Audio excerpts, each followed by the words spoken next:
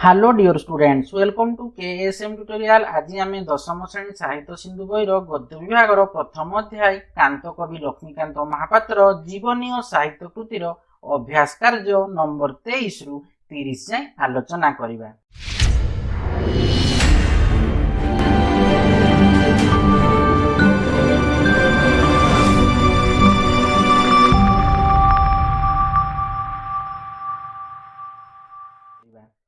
तो देखो नंबर 23 रु 27 जाए अच्छी कौन आमर सप्रसंग सरार्थ, तापर 28 रु 30 जाए अच्छी आमर कौन दीर्घ उत्तरमूलक।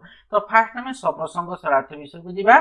तो देखो 23 नंबर अच्छी कौन ना एही भली समय रे साहित्य संगीत संकीर्तन चर्चा इष्टपूजा गुरुबाणी पालन थिला तांको पई सांत्वनार औषधि। तो ताको तार उत्तर लेख कौन देखो ना एही भली समय जेतु सरार्थ कहिची डड डड केमती कार देदेबो ना सांत्वनार औषधि। तो लेखो उक्त गद्यांशटी कांतकवि लक्ष्मीकांत महापात्र हैला कि जीवनी और साहित्य कृति शीर्षक प्रबंधरु आसी अछि। आलोच्य प्रसंग रे कांतकवि लक्ष्मीकांत महापात्र दुरारोग्य व्याधि रे पीड़ित हैला परे कुलदेवता गोपीनाथंक हैला प्रति लेखो कोन लेखो गोपीनाथंक प्रति समर्पित होई किपरि समय अतिबाहित करुथिले ताहा एही प्रबंध रे वर्णित। पितांकर समस्त प्रयत्न सत्वे कांतकवि लक्ष्मीकांत महापात्र दुरारोग्य व्याधि रे पीड़ित होई शारीरिक विकलांग होई गले। एही भली दुर्दशाग्रस्त समय रे से कुलगुरु रामदास बाबाजी रामदासंक ठारू दीक्षा ग्रहण करी कुलदेवता गोपीनाथंक निकट रे समर्पित हेले। तांको जीवनर मार्ग परिवर्तन होई गला। पिता भागवत बाबू सामाजिक और राजनैतिक कार्य रे व्यस्त रहुतले। एही परि दुसमय रे से विभिन्न स्तर ईर्षा और माली मोकद्दमार सम्मुखीन होउथांती। केवल साहित्य संगीत संकीर्तन पूजा हैला कि पूजा और गुरुबाणी रे मनोनिवेश करी निज भितरे सांत्वना करुथिले। निज मन भितरे हैला कि निज लेखक कोन मन भितरे से सांत्वना कहिथिले। वास्तव रे एही प्रसंगटी प्राणस्पर्शी और हृदयग्राही अटे। तापर देखो 24 नंबर सरार्थटा कौन कही देखो कौन ना गांधी आदर्श और वाणी प्रति से अनुराग होई से संपर्क रे अनेक कविता रचना करथिले। तार उत्तर देखो लेखक कौन गांधी आदर्श एमती करी कौन लेखक रचना करथिले। तो उक्त गद्यांशटी हैला कि कांतकवि लक्ष्मीकांत महापात्र जीवनी और साहित्य कृति शीर्षक प्रबंधरु आसी अछि। आलोच्य प्रसंग रे कांतकवि लक्ष्मीकांत महापात्र से गांधीजी को आदर्श और वाणी रे उद्बुद्ध होई किपरि सारसत्य साधना रे बुड़ी रहिथिले ताहा प्रकाश करा जाइछि। पराधीन भारत रे गांधी को वाणी और आदर्श द्वारा कांतकवि लक्ष्मीकांत महापात्र गभीर भाव प्रभावित होइथिले। कहा ना पराधीन भारत रे से गांधी को वाणी और आदर्श द्वारा कांतकवि को ना गभीर भाव प्रभावित होइथिले।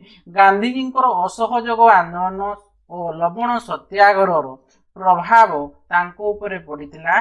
लवण सत्याग्रह समय ब्रिटिश अत्याचार को विरोध करी पिता भागवत बाबू हैला कि तांको बापा के थिले लक्ष्मीकांत बापा ना पिता भागवत बाबू बिहार और ओडिशा काउंसिलर सभ्य पदरु इस्तीफा देथिले।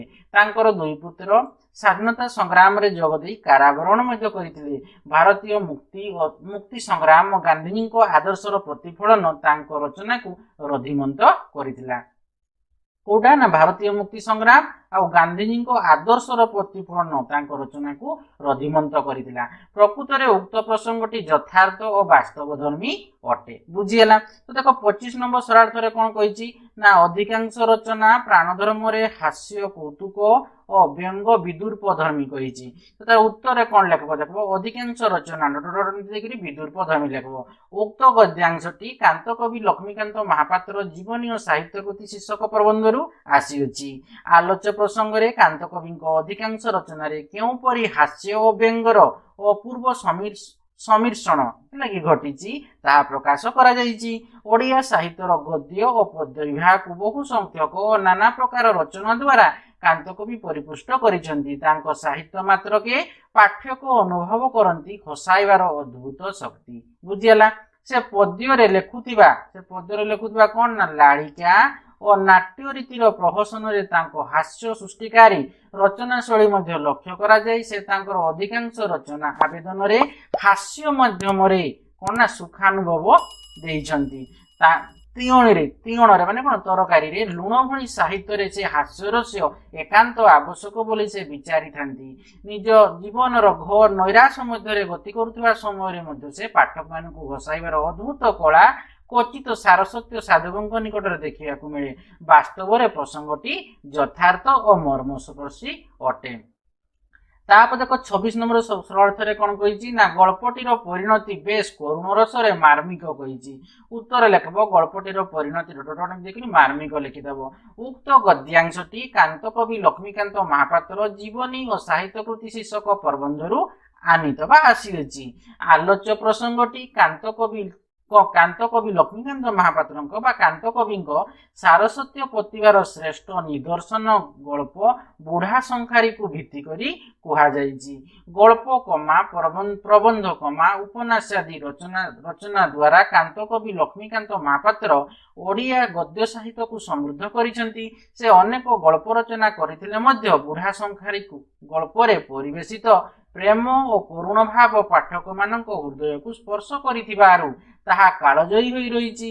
ଯେଉଁ ବୋହୂର ହାତରେ ଶଙ୍ଖା ପିନ୍ଧିବା ପାଇଁ ହେଲା କି ଶଙ୍ଖାରୀ ବୁଢା ଶାରୀରିକ କଷ୍ଟ ସ୍ୱୀକାର କରି ଶାରୀରିକ କଷ୍ଟ ପାଇ କରି ହେଲା କଷ୍ଟ ଶିକ୍ଷା ମାନେ କଣ ପାଇ ହେଲା କି ପାଇ ମଧ୍ୟ କଷ୍ଟ ପାଇ ହେଲା କରି ଧାଇଁ ଯାଇଥିଲା ଦେଖିଲା ବେଳକୁ ସେ ବିଧବା ହୋଇଯାଇଥିଲା। ଗଳ୍ପର ଅନ୍ତିମ ଭାଗ ପାଠକମାନଙ୍କ ହୃଦୟକୁ ବିଚଳିତ କରିଥାଏ।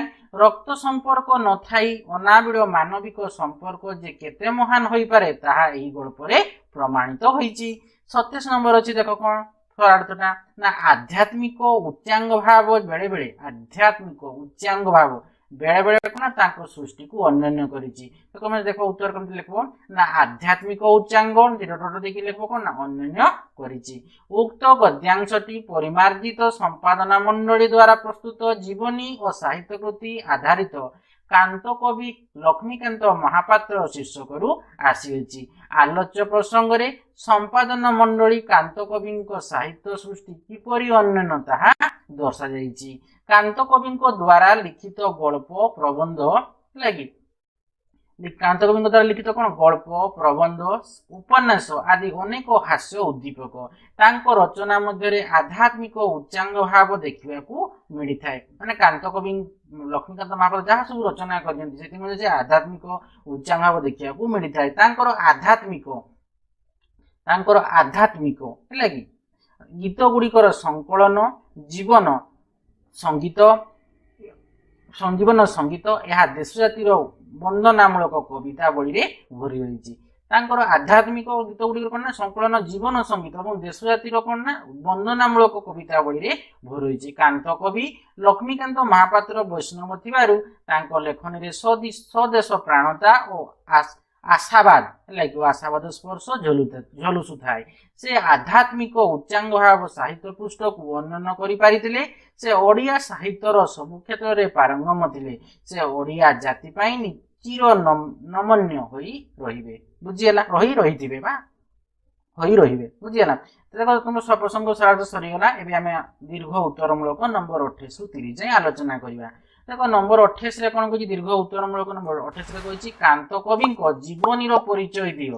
ଉତ୍ତର ଲେଖିବ କାନ୍ତ କବି 1888 ମସିହା ଡିସେମ୍ବର ମାସ 9 ତାରିଖ ମାଣବସା ଗୁରୁବାର ଦିନ କଟକ ସହରର ବାଖ୍ରାବାଦର ଏକ ଗୃହରେ ଜନ୍ମଗ୍ରହଣ କରିଥିଲେ। ମାଣବସା ଗୁରୁବାର ଦିନ ଜନ୍ମଗ୍ରହଣ ଯୋଗୁଁ ତାଙ୍କ ନାମ ଲକ୍ଷ୍ମୀକାନ୍ତ ରଖାଯାଇଥିଲା। ତାଙ୍କର ପିତା ଚୌଧୁରୀ ଭାଗବତ ପ୍ରସାଦ ସାମନ୍ତରାୟ ମହାପାତ୍ର ଭଦ୍ରକ ସହରର 10 ମାଇଲ ଦୂରରେ ଅବସ୍ଥିତ ତାଳପଦା ଗ୍ରାମର ଜମିଦାର ଥିଲେ। ତାଙ୍କର ମାତା ରାଧାମଣି ଦେବୀ ସେ କଣ୍ଟାପଡ଼ା ଜମିଦାରଙ୍କର କନ୍ୟା। ଲକ୍ଷ୍ମୀକାନ୍ତଙ୍କର ଜନ୍ମ ବେଳକୁ ତାଙ୍କର ପିତା କଟକ ପ୍ୟାରୀମୋହନ ଏକାଡେମୀରେ ଶିକ୍ଷକତା କରୁଥିଲେ। ପରେ ଆଇନ ପରୀକ୍ଷାରେ କୃତକାର୍ଯ୍ୟ ହୋଇ ଓକିଲାତି ବୃତ୍ତି ଅବଲମ୍ବନ କରିଥିଲେ। ଲକ୍ଷ୍ମୀକାନ୍ତ 1906 ମସିହାରେ 1906 ମସିହାରେ ସେ ବାଲେଶ୍ୱର ଜିଲ୍ଲା ସ୍କୁଲରୁ ଏଣ୍ଟ୍ରାନ୍ସ ପାସ୍ କରିଥିଲେ ଓ ରେଭେନ୍ସା କଲେଜରୁ ଆଏ ମଧ୍ୟ ପାସ୍ କଲେ। ସେ ବିଏ ପଢିବା ପାଇଁ କଣ କହିଲେ ନା କଲିକତାର ରିପନ କଲେଜରେ ନାମ ଲେଖାଇଥିଲେ। सुधा असुविधावशत फेरी आसी रेभेन्सा महाविद्यालय 1913 मसीह बीए पास करथिले। से बालेश्वर निकटवर्ती सुनहटर लालमोहन ग्रामर कन्या लवंगलता विवाह करथिले। तांकर दुई पुत्र नित्यानंद महापात्र और गौरचंद्र महापात्र विशिष्ट स्वाधीनता संग्रामी भाव में कारावरण मध्य करथिले। शारीरिक विकलांग सहित घोर नैराश जर्जरित भितर कालाड़ीपात करी कांत कवि ओडिया सारस्वत जगत को समृद्ध करी 1953 मसीहा फेब्रुआरी 24 तारिख में भद्रक बासभवन में इहलीला सम्मान करथिले। बुझीगला।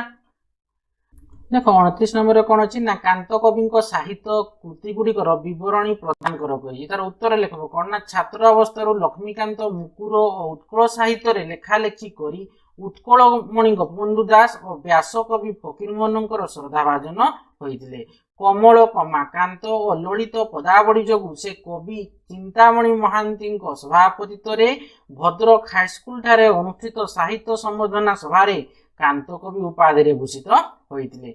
से भारतीय मुक्ति संग्राम गांधीजी बाणी आदर्श द्वारा प्रभावित होई अनेक कविता लालिका संगीत प्रभृति रचना करथिले।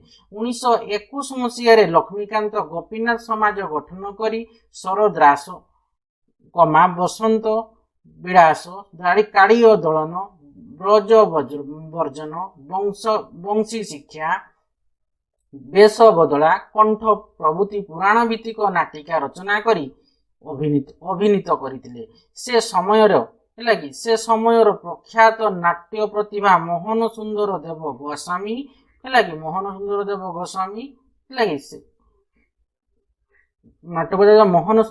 गोस्वामी कृष्ण प्रसाद बसु और कालीचरण पट्टनायक सहित तांकर निबिड़ संपर्क स्थापित होइतिला। से कौन करथिले ना देख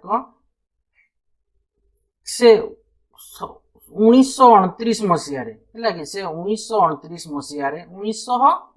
मसीह भद्रक ठारे गोपीनाथ प्रेस स्थापन करी तांको संपादन रे डगर पत्रिका प्रकाश करथिले। तांको रचित डेमोक्रेसी सभा हनुमंतर वस्त्रहरण जर्मान दूत ब्रिटिश दूतों प्रश्नोत्तर आदि प्रहसन रचना तांको लालिका गुड़िक यथा चटक चंद्रहास चंपू धड़ा माणिकरे कटक सफर आदि उल्लेखयोग्य। शिशु साहित्य क्षेत्र में पिलांको कथा चिड़ियाखाना पाठशाला साहित्य सुधाकर प्रभृति कालजयी कृति तांकर कणा मामू उपन्यास असंपूर्ण थिले भी पाठक हृदय रे चिरदिन बंची रहिबो। तांको रचित बुढ़ा संकारी गल्प ओडिया साहित्य रे एक अभूला कहानी होई रही जाइछि। तांको रचित वंदे उत्कल जननी और सबुथिरु वंचित करी ओडिया साहित्य रे अन्य कृतिर मान्यता लाभ करिछि। तांको रचित कविता संकलन नाम गुड़िक ला कल्लोल विविध कविता जीवन संगीत दुंदुभि और जातीय संगीत कोटि कोटि कंठे आजी कमा उड़ाई निशाण बजाई भेरी साजरे साजर लगी भाई माने हो आदि जातीय आह्वानमूलक कविता जातीय संगीत कविता संकलन रे स्थान पाइछि। तांको रचित कृति गुड़िक स्वदेश प्रीति आशावाद और सौंदर्य उच्चांग भावना दृष्टिगोचर हुए। शारीरिक गणता सत्वे उत्कल जननीर बाणी भंडार को से जेपरी समृद्ध करछन्ति ताहार तुलना नहीं। ताप देखो 30 नंबर क्वेश्चन रे कोन कहिछि ना रुग्ण स्वास्थ्य रे कांत कवि मृत्यु पर्यंत क्यों क्यों काम सह संपृक्त थिले दर्शाव कहिछि। तो तार उत्तर लिखबो ना दुरारोग व्याधि रे पीड़ित होई शारीरिक विकलांग होई गले मध्य कांत कवि को असीम धैर्य हैला कि असीम धैर्य भगवत सानिध्य हैला और देश प्रीति को पाथेय करी निरविच्छिन्न विभिन्न सारसत्य कार्य सह संपृक्त थिले। कुलदेवता गोपीनाथ शरण भिक्षा करी और कुलगुरु ठारू दीक्षा ग्रहण करी अवशिष्ट जीवन को सारस्वत साधन रे अतिबाहित करथिले। नैराश जर्जरित जीवन रे साहित्य कमा संगीत हैला कि संकीर्तन इष्ट पूजा और गुरुवाणी पालन थिला तांको सांत्वनार औषध। तापर देखो कोन लिखबो ना भाषा भित्तिक उत्कल प्रदेश गठन पाई भाषा भित्तिक उत्कल गठन पाई से कोन करथिले ना उत्कल गौरव मधुसूदन दास प्रतिष्ठित उत्कल सम्मेलन जरिया होइतिबा आंदोलन स्वार्थमेध यज्ञ छाती को मिसाओ छाती आह्वान गभीर अनुप्राणित होई से अन्य गीतिका वंदे उत्कर्षजननी रचना करथिले। 1921 मसीह से गोपीनाथ संगीत समाज प्रतिष्ठा करथिले। एही अनुष्ठान 5 वर्ष तिष्ठि रहिथिले मध्य से अनेक पुराण भित्तिक नाटिका रचना करी परिवेषण करि पारिथिले। गोपीनाथ संगीत समाज भांगी गले मध्य 1929 मसीह भद्रक ठारे गोपीनाथ प्रेस स्थापन कले और एही प्रेस रु तांको संपादन रे डगर पत्रिका प्रकाश पाइथिला। से परवर्ती समय तालपदा भद्रक और कटक ठारे अवस्थान करी सारस्वत साधन रे मग्न रहिथिले। भारतीय मुक्ति संग्राम गांधी दर्शन और वाणी रे प्रेरणा लाभ करी ग्राम लोकंकर दुख दोषा मोचन और अंधविश्वास दूर करने कुटीर शिल्पर उन्नति निमंते बहुविध प्रचेषा करथिले। शारीरिक दुर्दशाग्रस्त मध्य से जेपरी उत्कल सारस्वत भंडार को समृद्ध करिसेंती ओडिया जाति पई से चिर नमस्य होई रहिबे। बुझियला देखो तुमर हमर 23 नंबर 30 नंबर जाय हमर पूरा विस्तृत भाव आलोचना कले। आशा करूची पिला माने वीडियो को से बुझी पारिथिबो। वीडियो को लाइक कमेंट एवं प्रचुर मात्रा रे शेयर करिवो। तापर जो चैनल को अपन सब्सक्राइब करना बेल आइकन टी को दबाई देबो जहा फरी कि मोर वीडियो आसे तुमको नोटिफिकेशन पड़ेबो। Thank you.